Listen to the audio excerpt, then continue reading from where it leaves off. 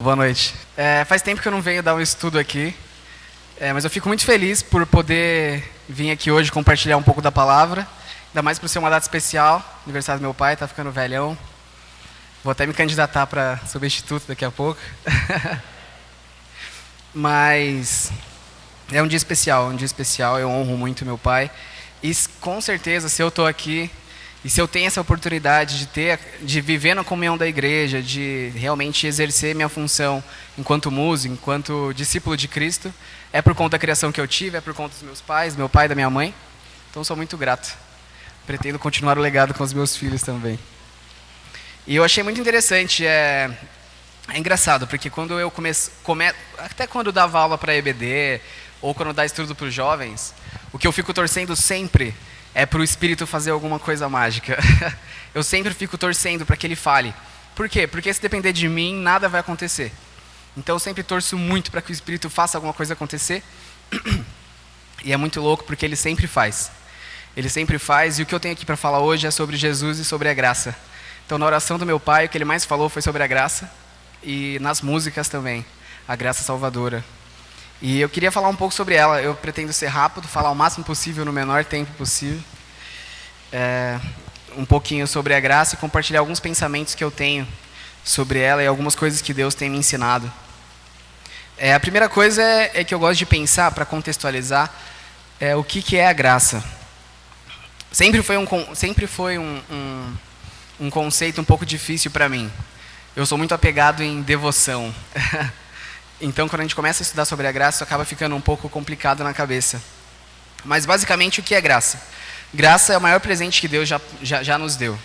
Então, graça é simplesmente o meio pelo qual Ele faz com que a gente chegue a Cristo, né, através do sacrifício de Jesus. Eu gosto de algumas definições, eu queria que vocês lessem comigo. A primeira é Tito 2, 11 e 12.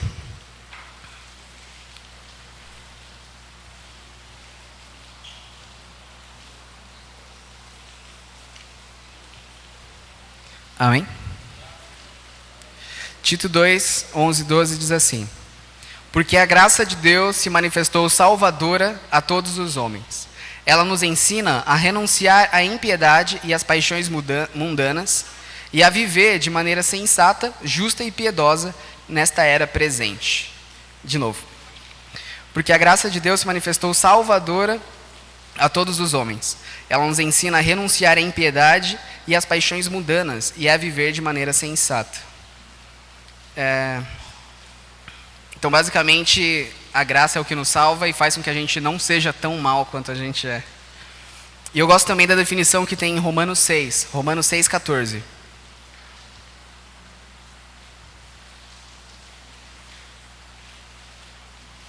Romanos 6,14 diz assim: Pois o pecado não os dominará, porque vocês não estão debaixo da lei, mas debaixo da graça.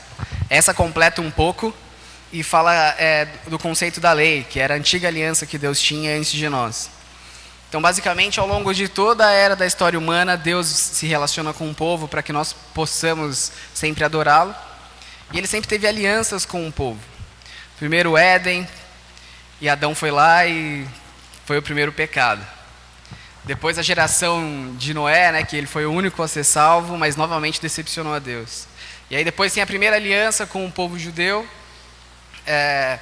e por fim, que também fez um monte de coisa errada, e por fim nós, através de Jesus Cristo, Deus nos deu a graça salvadora. Esse conceito é claro na cabeça de vocês? Todos vocês conseguem compreender bem? Todos têm na mente o que significa a graça, a importância que isso tem? Tem um cara que admira muito a graça, o Saulo. Ele sempre fala muito sobre como Deus fala com ele, como ele é grato, né, pela salvação. Eu admiro muito pessoas assim, que realmente conseguem enxergar um presente tão grande como esse.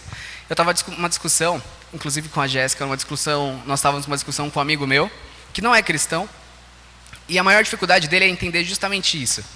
Como que pode todas as pessoas estarem condenadas? Como pode um Deus justo escolher as pessoas para salvar? E se a gente realmente compreende isso, e todos que estão aqui acreditam que compreendem, é realmente algo maravilhoso a gente pensar que sem Deus a gente não é nada, sem Deus a gente não merece nada, sem Deus a gente não era para conseguir nada do que a gente tem. Então a gente é muito grato, e não só pelo agora, mas pela esperança que a graça traz para a gente. Então, basicamente isso. Mas por que esse presente em si, por si só, é tão importante? Porque esse presente, essa graça, é o que nos leva até Jesus Cristo. Então, eu só estou contextualizando, não sei se vai parecer muito didático, mas a graça é o que nos leva até Jesus. E a gente percebe isso claramente, porque eu listei antes de vir os versículos que eu gosto que falam sobre a graça. E aí eu listei aqueles dois, que é o que não mencionam Jesus, só indiretamente. E todos os outros que eu achei mencionam Jesus diretamente. Então, Jesus e a graça são coisas que andam lado a lado o tempo inteiro. E a graça é simplesmente o caminho pelo qual a gente consegue alcançar Cristo. Então, eu queria ler mais algumas definições para realmente garantir que fique claro para todo mundo. Algumas definições de graça agora com Jesus no meio. A primeira é Efésios 2, 4 e 5.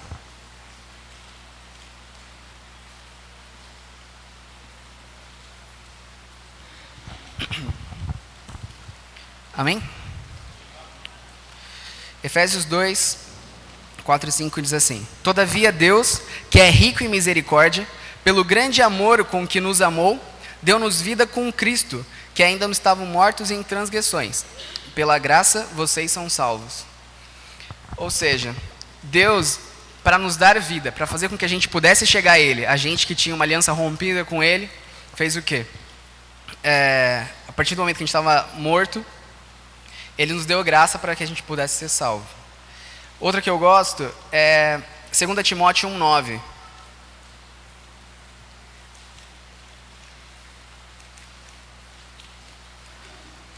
Que diz assim, leu 8 também.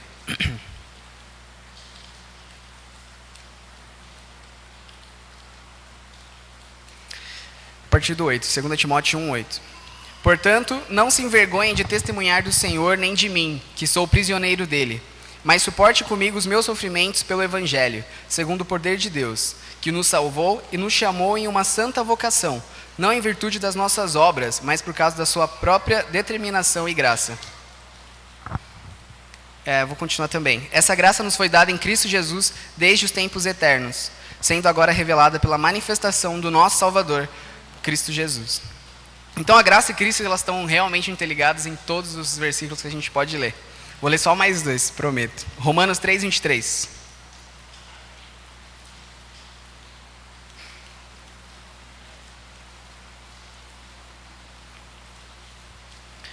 Pois todos pecaram e estão destituídos da glória de Deus, sendo justificados gratuitamente por sua graça, por meio da redenção que há em Cristo Jesus. E o último, João 3,16.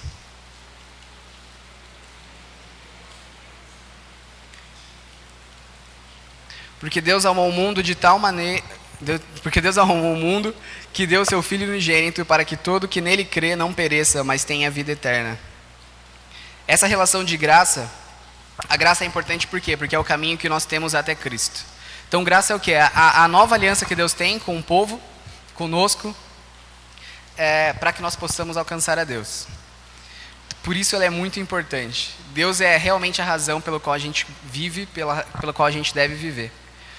Mas, como todas as outras alianças que Deus já fez com o povo, com qualquer povo, nós também temos alguns problemas enfrentados a respeito da graça.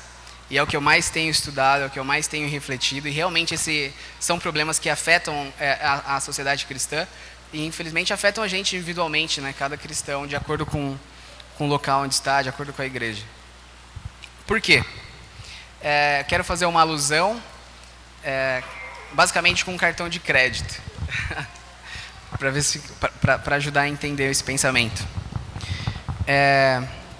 Como funciona um cartão de crédito, né? Você tem lá a fatura de 40 para ser pagada daqui a 30 dias, você tem um limite. Mas agora imagina se algum ricaço, Elon Musk, Bill Gates, ou qualquer um que você tenha empatia, qualquer um que você goste, José Safra, sei lá. E eles te dão um cartão premium, mas é um cartão que não tem limite de saldo e nem tem também fatura a ser paga, porque toda a fatura já foi paga sempre. Certo? A primeira coisa que a gente vai fazer é começar a comprar tudo que a gente sempre quis, tudo que a gente sonhou, a gente vai comprar carro, casa. Mas é claro que um dos primeiros problemas que você vai enfrentar com isso é que o seu senso de valor vai mudar. Para quem ganha 1.000, 2.000 reais, comprar uma casa à vista é muito caro. É muito inimaginável. Mas para quem é rico, talvez isso não é tanto. Então, o senso de valor vai mudando muito, de acordo com a economia que você vive. Mas aí eu queria pensar num cenário diferente para a gente entender como funciona a graça e qual é um dos problemas que a gente enfrenta hoje em dia. Deus nos promete perdão eterno, nos promete salvação e nos promete vida nova. Mas o que acontece? Desde que essa aliança chegou em nós, a graça, infelizmente, é algo que tem perdido valor. Por quê? Porque ela é muito abundante. Então, isso basicamente é uma regra básica de economia, né? Quanto maior a quantidade de produto no mercado, maior o valor. Então, se a graça é abundante, ela tem cada vez mais perdido o seu valor. E com isso que a gente chega num termo que eu quero tratar, que é a graça barata. Alguns estudiosos vêm falando sobre isso, e eu gosto muito de um que chama Dietrich. E ele que dá esse termo de graça barata.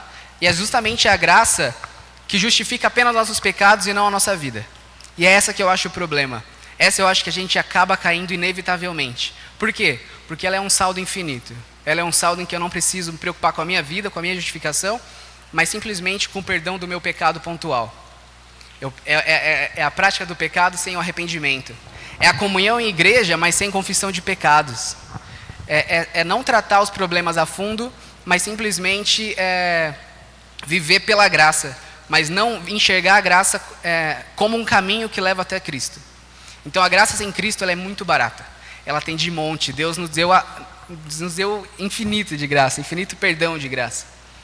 Mas acontece que se ela é barata, ela para de nos levar até Deus, a Jesus. E ela deve ser assim. Deus queria que ela fosse assim. Mas Ele não queria que ela parasse de levar a gente até Jesus. Deus realmente está disposto, como que nem eu disse, a gente não merece nada. Mas isso não significa que a graça não deva nos levar até Jesus. Elas devem. Infelizmente, a graça barata não é uma graça que nos leva. E aí eu queria pensar um pouco... eu pensei um pouco em como a gente consegue identificar a graça barata e uma graça real, uma graça preciosa. Acho que um dos pontos que mais são relevantes é a premissa que está dentro de nós. Então, eu gosto muito de pegar o exemplo... Eu perdi um pouco de peso no último ano. Cerca de uns 15, 16 quilos. Foi embora. E eu fico pensando assim, se antes disso eu tivesse falado assim... Eu queria perder mais, ainda quero perder mais uns 6 quilos.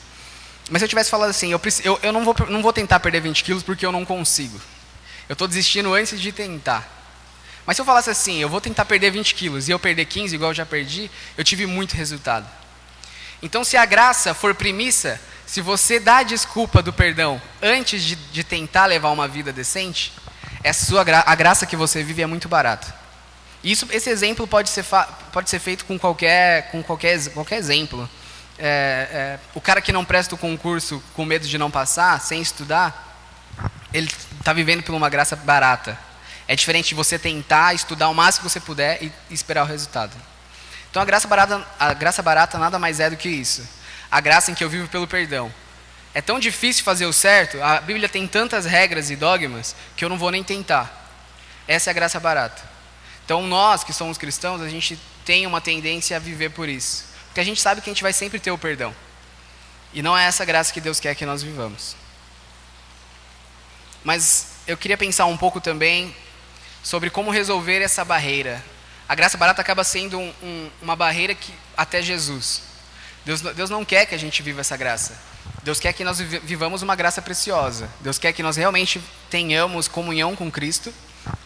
E por isso, eu pensei em como a gente pode eliminar essas barreiras.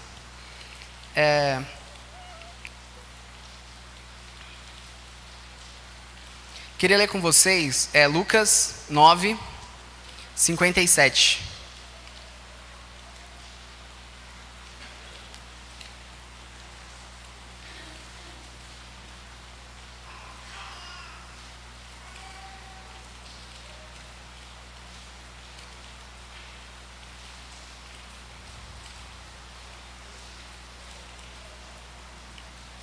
Nesse capítulo de Lucas, ele vai ajudar a gente a enxergar um pouco das barreiras que eu me refiro quanto à graça de Deus.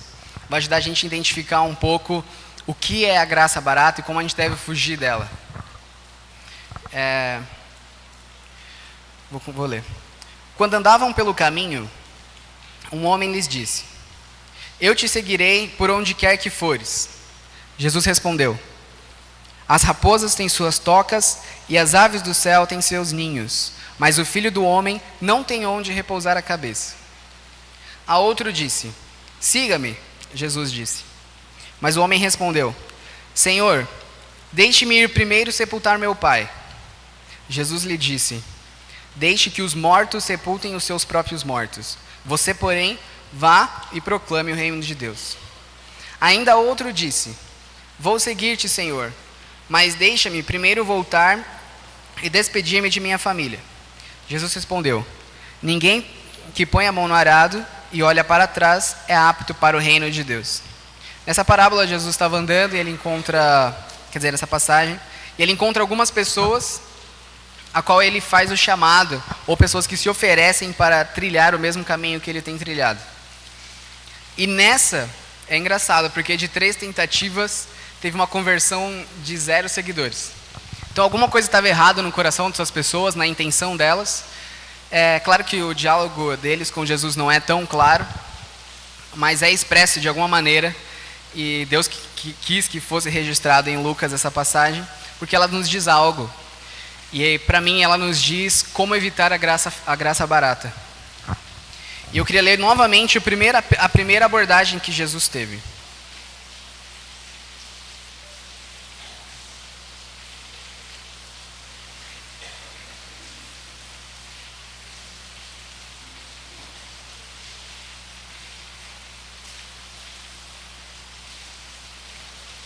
Primeiro Lucas 9,57. Quando andavam pelo caminho, um homem lhe disse: eu te seguirei por onde quer que fores. Simplesmente Jesus estava andando e alguém apareceu e se ofereceu para seguir ele. Ele falou: Jesus, eu vou te seguir a partir de agora, beleza? E é engraçado que ao invés de Jesus aceitar aquele seguidor, ele deu uma pequena patada nele e disse: as raposas têm suas tocas e as aves do céu têm seus ninhos, mas o Filho do Homem não tem onde repousar a cabeça. Então, basicamente, tratando de graça barata, tratando de seguir a Cristo, a primeira coisa que a gente não pode ter, a primeira coisa que eu não posso ter para conseguir chegar a Cristo, é a autossuficiência. E esse cara tinha. A graça é um presente dado por Deus, não é algo que nós podemos escolher quando a gente vai ter. Então a autossuficiência é um grande problema. E pior,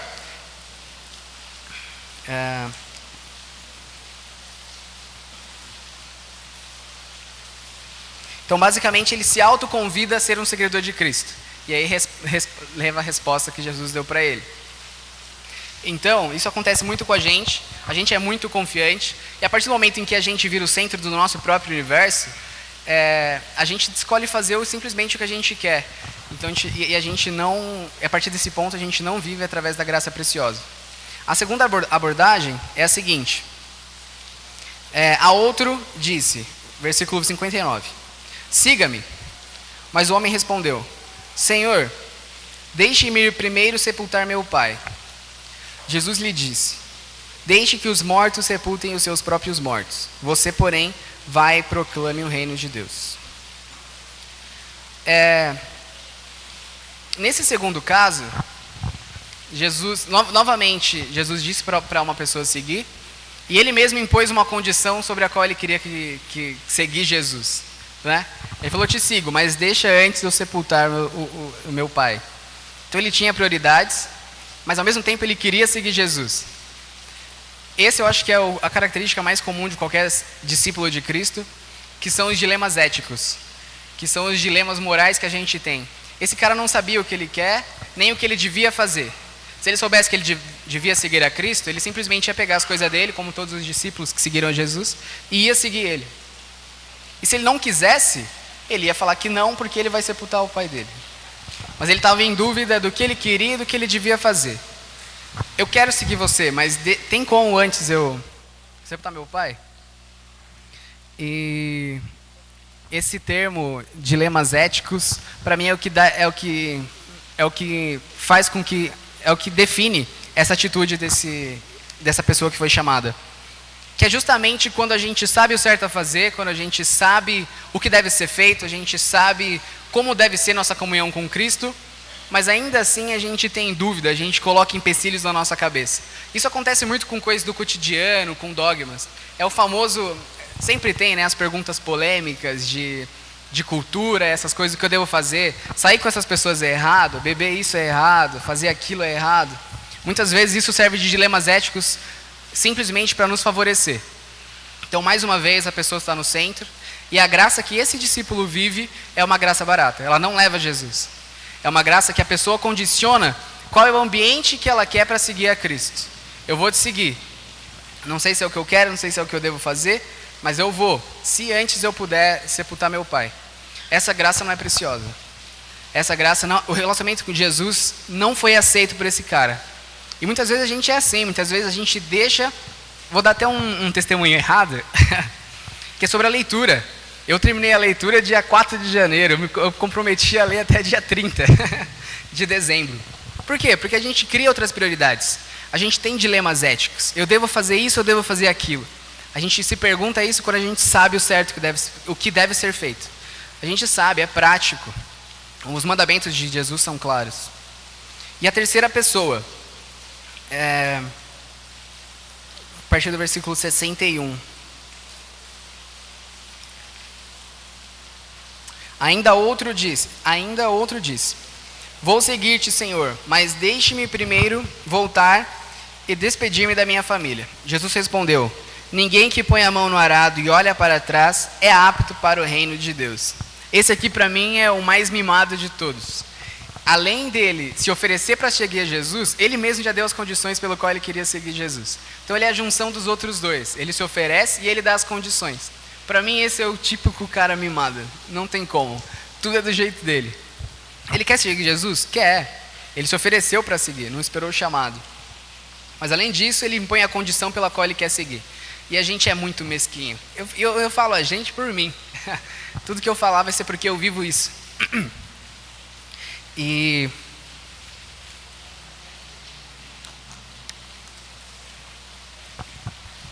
esse cara também não vive a graça preciosa. Não conhece Jesus de fato. Ele vive simplesmente pela graça, com uma graça que perdoa e deixa ele fazer as coisas nas condições que ele acha bom, que ele acha adequado. Essa graça também não é preciosa. Então aqui a gente tem 3 exemplos de chamados que foram negados e que Jesus também rejeitou essas pessoas por não viverem um discipulado de maneira adequada. O primeiro por autossuficiência. Pessoas autossuficientes que acham que não precisam de Cristo não vão ser um bom discípulo e não vão viver a graça preciosa. O segundo possui dilemas éticos. Ele possui dilemas que favoreçam ele. É errado ou certo se o certo me favorecer, senão não tem dilema. Que vai ter prioridades acima do caminho de Cristo. E o terceiro é a pessoa que impõe condições pessoais. São pessoas mimadas. Elas não vão ser boas discípulas de Cristo e não vão conhecer a graça. Pessoas que querem tudo do jeito delas, que elas querem fazer o que tiverem vontade. Mas a partir daí, a gente tem 3 exemplos do que não deve ser feito. E então o que deve ser feito? E aí eu achei uma outra história de um outro cara que também foi chamado por Jesus, mas foi a junção desses 3, e a partir dele eu também queria tirar algumas lições. A passagem fica em Marcos 10,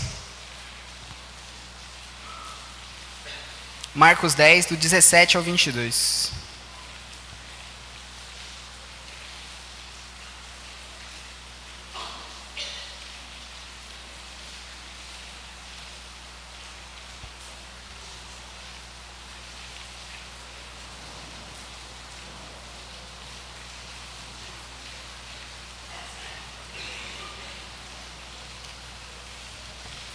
Amém?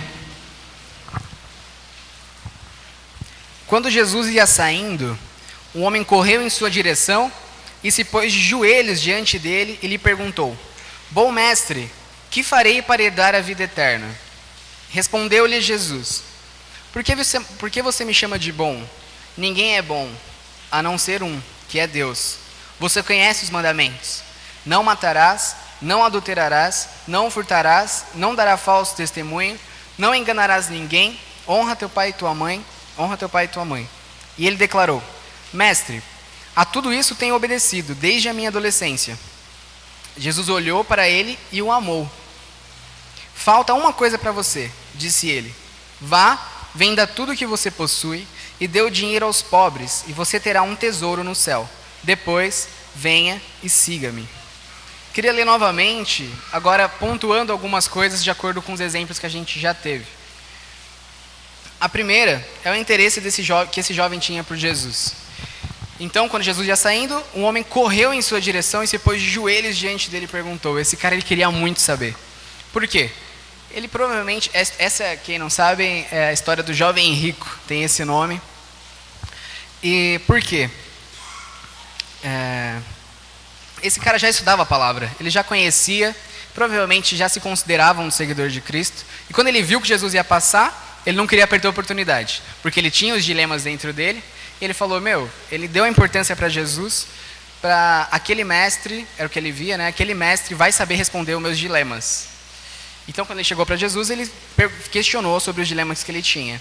Bom mestre, que farei para herdar a vida eterna? E a resposta de Jesus já foi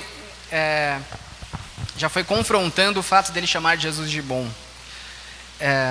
Por que você me chama bom? Ninguém é bom a não ser um, que é Deus. Você conhece os mandamentos. Então aqui Jesus ele já se proclama Deus, né? Porque você me chama de bom? Bom é só Deus. Jesus se proclama Deus. A partir desse momento, o jovem rico sabe que ele não está falando com qualquer pessoa, que ele está falando com alguém que é relevante de verdade, com Cristo. E ele fala, Jesus já sabia disso. Jesus já sabia que o jovem conhecia os mandamentos, e como Deus, e a prova, né, para o próprio jovem, ele fala, você já sabe, você conhece os mandamentos. Não matarás, não adulterarás, não furtarás, não darás falso testemunho, não enganarás ninguém, honra teu pai e tua mãe.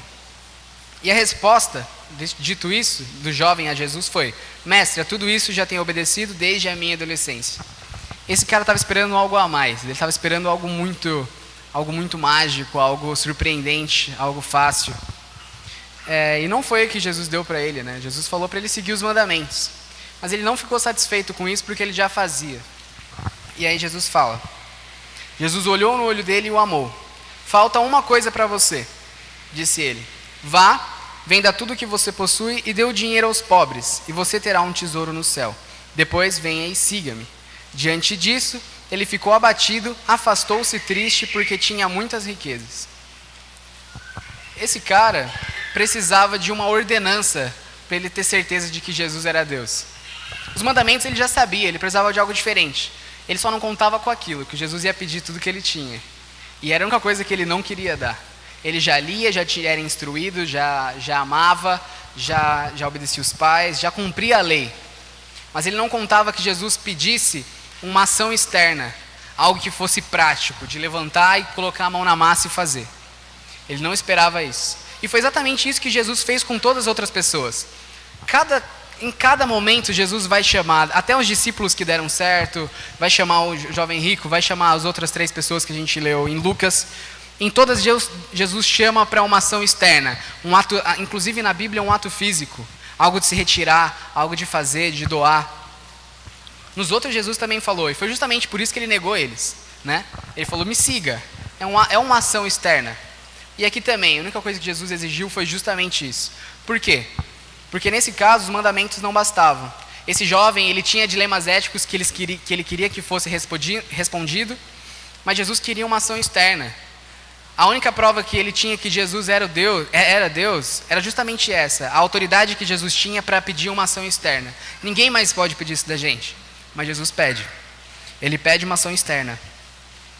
Então, basicamente, a graça é o que nos leva até Cristo, mas nós vivemos uma graça barata, sem ação externa, sem mão na obra, sem discipulado com Cristo.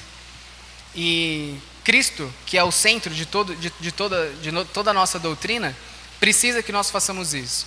Para que a graça faça sentido, para que o perdão não merecido de Deus para nós faça sentido, nós precisamos de uma ação externa. Precisamos levantar e seguir. Sempre foi assim em todas as vezes que Jesus Cristo esteve presente na Terra e continua assim até os dias de hoje. Então, eu queria resumir tudo isso em uma questão prática. Como que a gente faz isso? Como que a gente realmente para de viver por uma graça barata e passa a viver uma graça preciosa? Passa a ter comunhão com Cristo? Como a gente faz isso? E aí a gente tem os exemplos que deram muito certo do chamado de Jesus, que é o exemplo dos discípulos. Eu vou ler 3 passagens sobre isso. A primeira em Mateus 4.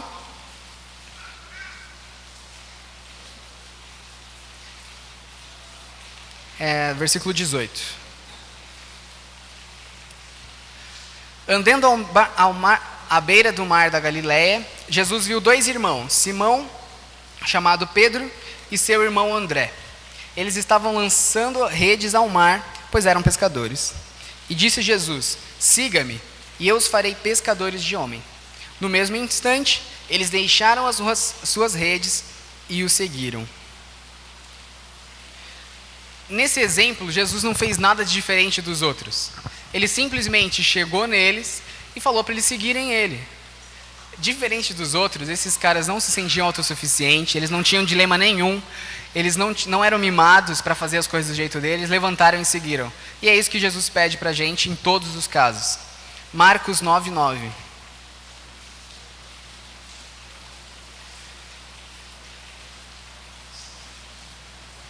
Enquanto desciam do monte, Jesus lhe ordenou que não contassem a ninguém o que tinham visto até que o Filho do Homem...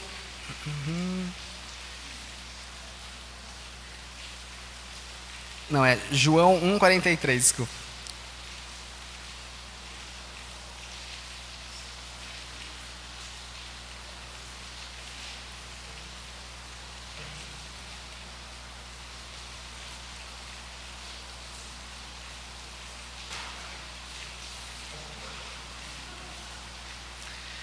No dia seguinte, Jesus decidiu partir para a Galileia. Quando encontrou Felipe, disse-lhe: siga-me. Felipe, como André e Pedro, era da cidade de Betsaida. Felipe encontrou Natanael e disse: achamos aquele sobre quem Moisés escreveu na lei e a respeito de quem os profetas também escreveram, Jesus de Nazaré, filho de José. Perguntou Natanael: Nazaré, pode vir alguma coisa boa de lá? Disse Felipe: venha e veja. Basicamente, outro exemplo de Felipe também com Natanael, que ele foi chamado e Felipe, além de ir, ele chamou outro, o Natanael, para que ele pudesse ver também. Jesus exige ação externa, ele exige que a gente faça alguma coisa. Então eu queria resumir tudo isso num conselho que eu queria deixar para vocês. O primeiro é: a graça de Deus é muito preciosa. É um perdão que a gente não merece, mas Deus dá para a gente. E isso faz com que a gente possa viver da melhor maneira possível. Essa graça é justamente para que a gente possa ser livre. Livre para quê? Para ter comunhão com Jesus Cristo. É o que Jesus quer. Ele não quer que a gente viva simplesmente o perdão da graça, mas que a gente viva num discipulado com Ele. Que a gente tenha ações práticas sobre isso. Partindo desse ponto, o chamado de Jesus não pode ter condição, não pode ter condicionamento. Então, se você tem alguma coisa para fugir, se tem alguma coisa que te impede, são essas coisas. A sua autossuficiência te impede de viver o discipulado com Cristo, te impede de ver a graça. Os seus conflitos éticos te impedem. Você tem coisas que você sabe que deve fazer e você não faz. É muito prático os mandamentos de Cristo. É engraçado, nesse livro do Edrich que eu estava lendo, sobre a graça, ele fala justamente isso. A partir do momento que essas pessoas não seguem a Jesus de primeira, é como se os mandamentos de Cristo exigissem uma interpretação nossa. E não é assim. A Bíblia é suficiente para nós. O que Jesus diz é suficiente para nós. Não precisa de uma interpretação pessoal, uma condição minha. Tudo que a gente encontra são barreiras que nós mesmos criamos para não seguir a palavra de maneira adequada. E por fim, é a ação externa. Jesus exige ação externa. É isso que a gente precisa para ter um relacionamento íntegro com Ele, um cristianismo de maneira integral. E tem um slogan, eu estudei publicidade e eu gosto muito de estudar os slogans, a potência que essas coisas têm, que é o slogan da Nike, acho que todo mundo conhece. Como que é, vocês sabem? Just do it. Seria algo como apenas faça, né? A gente sabe o que a gente precisa fazer enquanto cristão. A gente sabe que a gente precisa ler a palavra, a gente sabe que a gente precisa compartilhar o evangelho. Se a gente tem dilema, pense nisso. Se a gente tem dilema, às vezes a gente sabe que é só para nos favorecer, caso seja permitido ou não, alguma situação da igreja ou algo assim. Então, faça o que você sabe o que deve fazer. Just do it. Esse é o slogan que eu sigo e que eu tenho para justamente enxergar o cristianismo dessa maneira. Porque igual é como os discípulos fizeram. Eles apenas pegaram as coisas dele e... Pode soldar, Rafa. Eles apenas pegaram as coisas dele e simplesmente seguiram a Jesus. Jesus passou lá, viu eles no barquinho e falou: meu, me segue. Just do it. Faça alguma coisa. O que Jesus pedir para você fazer, faça. Então eles estavam lá no barco, Jesus veio de Air Jordan e falou: meu, faça o que vocês precisam fazer. E eles simplesmente fizeram. Eu queria finalizar orando para que Deus realmente tenha essa graça transbordante por nós. E que a gente realmente mantenha o relacionamento com Ele de maneira consciente. E que a gente encontre sempre o melhor discipulado, a melhor comunhão com Ele. Para que a graça não seja superficial, mas seja realmente uma comunhão com Ele. Amém? Deus, agradeço por essa oportunidade de compartilhar a Tua palavra. Te agradeço por cada pessoa que está aqui. Te agradeço pela ação do Espírito Santo, Deus, que o Senhor tenha falado através de mim. Sei que o Senhor já falou através da música, das orações, mas que as pessoas aqui presentes entendam a importância, Deus, e o tamanho do perdão não merecido que nós temos. Te agradeço mais uma vez, ó Deus, pela essa oportunidade de compartilhar, de viver em comunhão, ó Deus, e compartilhar a palavra. E realmente, ó Deus, faça com que nós possamos tentar, ó Deus, seguir de maneira cada vez mais plena, de cada vez mais íntegra, de acordo com o que o Senhor nos pede. É isso que eu te peço, te agradeço, em nome de Jesus, amém. Se lembram de uma música que eu cantei um tempo atrás? Uma música que eu fiz, foi baseada nisso. Eu queria cantar com vocês, porque são duas coisas que me ajudam a lembrar das coisas. A primeira são slogans e a segunda é música. Então eu queria que vocês cantassem comigo essa música para que a gente consiga aprender um pouco sobre a graça.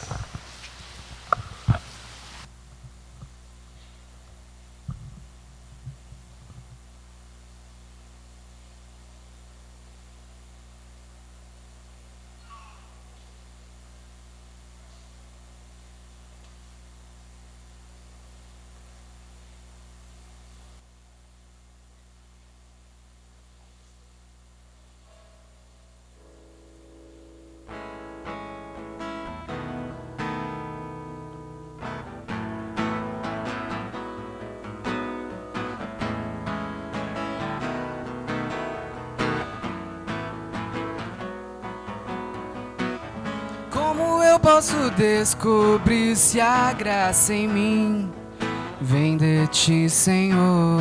Sei que me perdoou e nada vai mudar teu amor por mim. Mas como viver?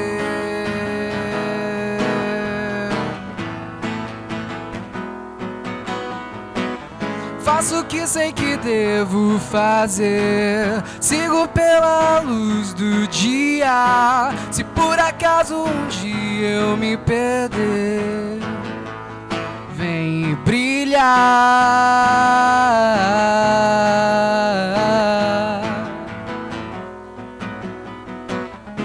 Se vejo o mundo ao andar, seja meus olhos, Senhor. Se tem alguém para amar, seja o meu amor.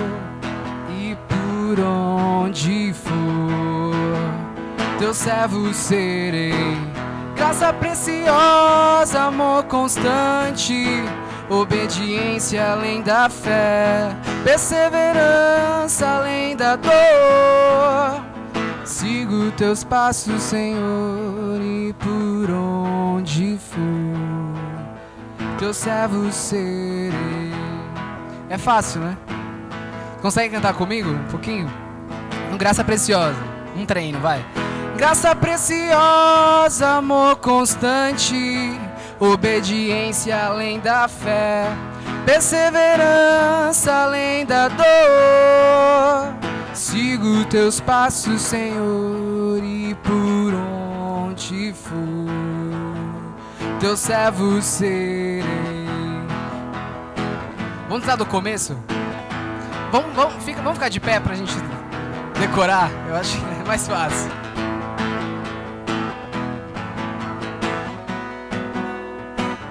Como eu posso descobrir se a graça em mim vem de ti, Senhor? Sei que me perdoou e nada vai mudar teu amor por mim. Mas como viver?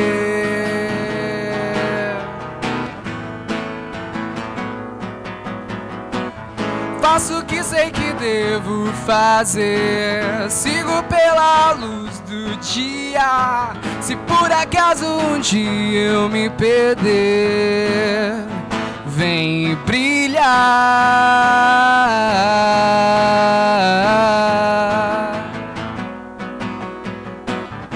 Se vejo o mundo ao andar, seja meus olhos, Senhor. Se tenho alguém para amar, seja o meu amor.